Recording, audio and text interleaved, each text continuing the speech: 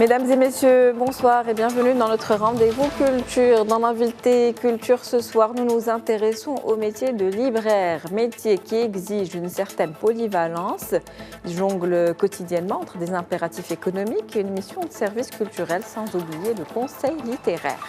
Le libraire est un guide qui navigue entre la frénésie des nouveautés et l'intemporalité des classiques. Mais être libraire, ça veut dire quoi concrètement? Comment le devient-on?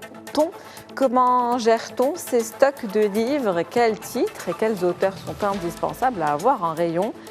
Quel lien entretient-on avec les éditeurs, les lecteurs, les auteurs? Maryam Douiri va essayer de répondre à toutes ces questions ce soir. C'est un plaisir de vous avoir avec nous. Maryam Douiri, vous êtes libraire. Bonsoir à vous. Bonsoir, merci beaucoup de me recevoir. Merci d'avoir accepté cette invitation. Alors, on va commencer par le commencement. Quand on parle d'être libraire, concrètement, qu'est-ce que c'est être libraire? Alors, être libraire, par définition, c'est donc tenir une librairie. C'est d'abord accueillir le client, l'écouter, comprendre sa demande et essayer d'y répondre au mieux. Donc, il y a le travail d'accueil et de communication, mais il y a aussi, pour ça, savoir comment se procurer les livres, connaître le circuit pour savoir combien de temps le livre va mettre à arriver ou bien s'il est déjà là.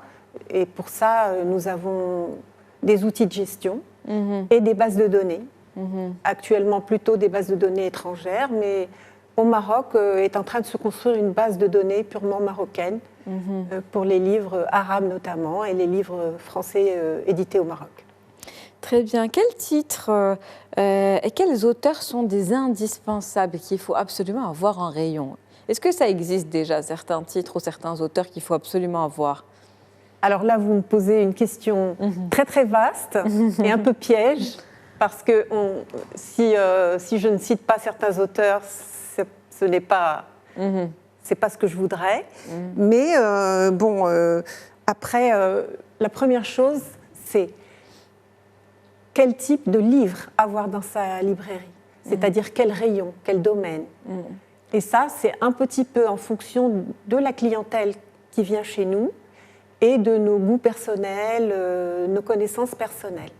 Alors, dans le cas de la librairie Khalila Ouadibna, je dirais que bien qu'on développe de plus en plus le rayon anglais et face à la demande, et qu'on a toujours assuré la vente de livres en langue arabe, la librairie est quand même principalement francophone.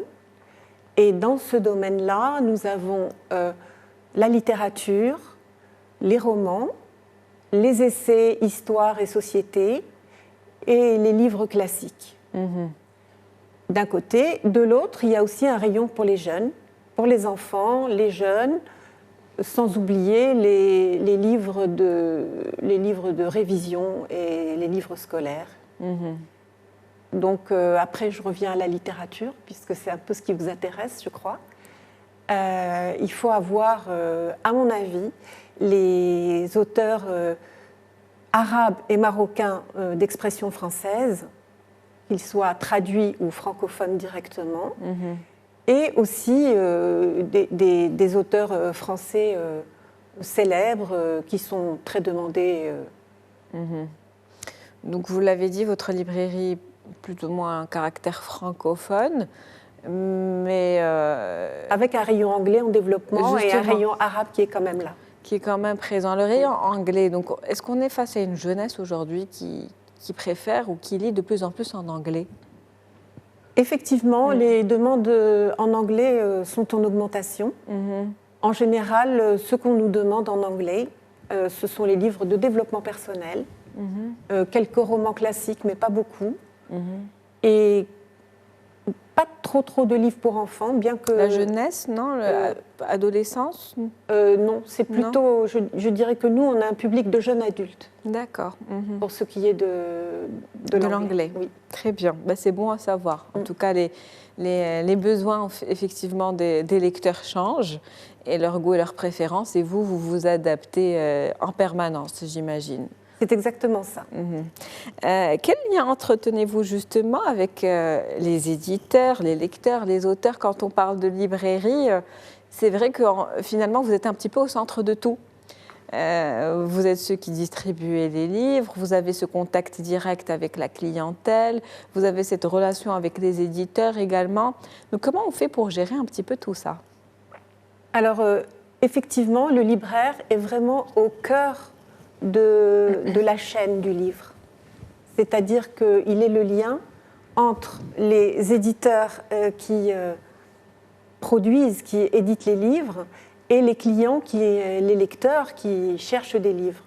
Donc nous devons à la fois entretenir des bonnes relations avec les éditeurs, les distributeurs, qui sont un organisme important au Maroc, puisque ce sont eux qui distribuent les livres, notamment scolaires, mais pas que, même en littérature. Les distributeurs importent. Les distributeurs sont importateurs. Donc, on va faire appel à eux majoritairement pour les livres d'importation. D'accord. Et ensuite, entretenir des bonnes relations, savoir à qui s'adresser, pour quel type de livre.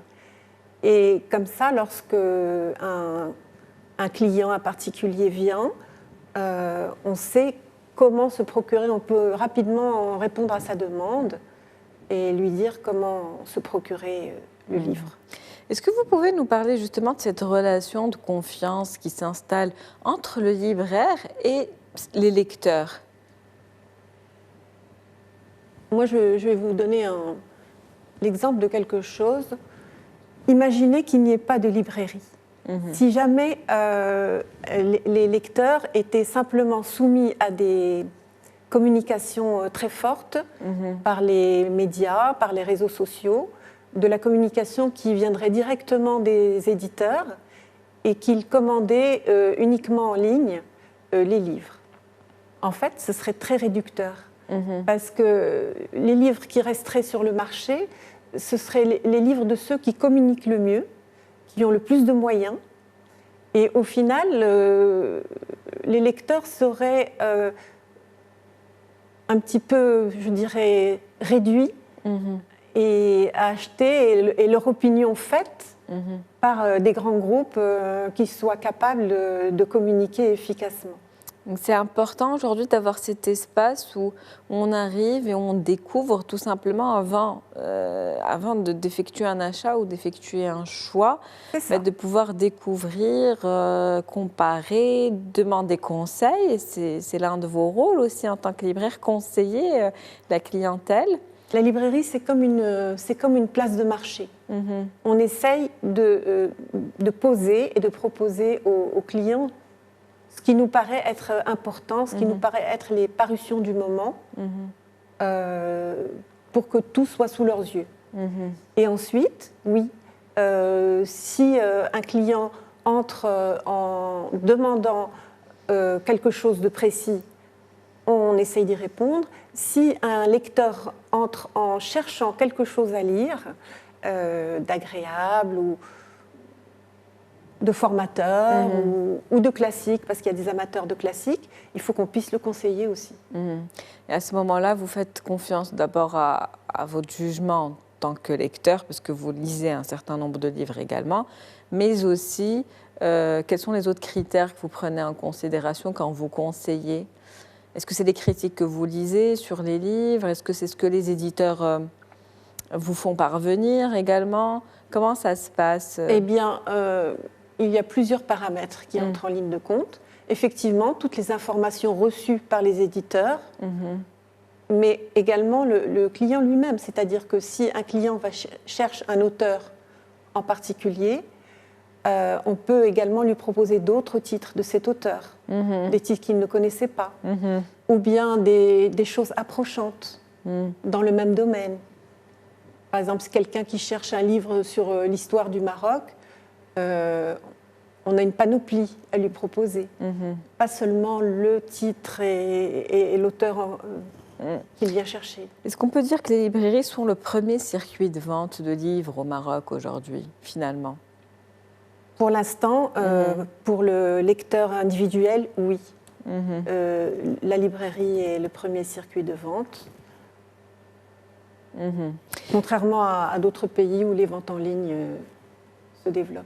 Ah, donc ça laisse en tout cas ce caractère très personnel d'échange humain, absolument, autour du livre. Accueillir des auteurs en librairie, c'est aussi l'une des missions des libraires. J'ai envie de dire, c'est un service culturel qu'ils proposent également, n'est-ce pas? Oui, absolument. Créer le lien entre écrivain et lecteur, c'est donner un relief, une profondeur au livre. C'est aussi développer le goût de la lecture chez les jeunes et les moins jeunes. Un livre qui aura été présenté par un auteur à la librairie, le lecteur s'en souviendra. À plus forte raison s'il est dédicacé par l'auteur. D'accord.